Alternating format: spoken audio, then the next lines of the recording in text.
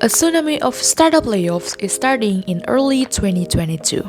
This layoff wave disrupts not only Indonesia but also other countries.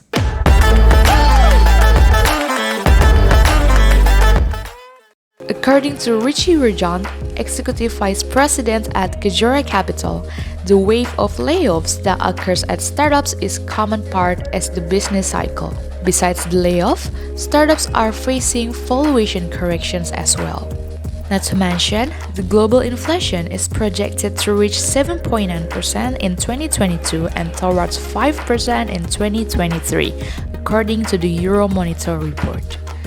The trend of global inflation tends to increase since early 2022, along with the Russia-Ukraine war exacerbating the supply chain complexities and commodity price squeeze. Most people wondering, will Indonesia startups survive the storm?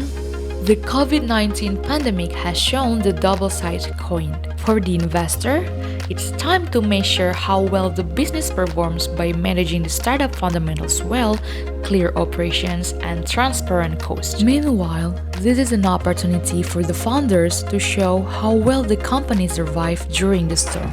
Richie emphasized that those who do not have strong fundamentals will likely fail. This moment doesn't mean the end of startups, notably those who are the quickest to adapt to the new situation. Rather than making a fuss on these issues, Richie Rajan suggests founders of startups maintain their business better by operating the business line more efficiently and maintaining growth to go through this tough condition.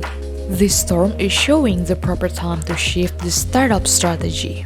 Before the COVID-19 pandemic, many startups applied the cash burn strategy to acquire users, making it easier for them to obtain investment. But today, this strategy may become irrelevant since the investors will question the high valuations, which are likely to be unreasonable, while the business is underperforming. Therefore, investors prefer companies with reasonable valuations but very well performing, because these companies can gain stable earnings and making them have a longer runway.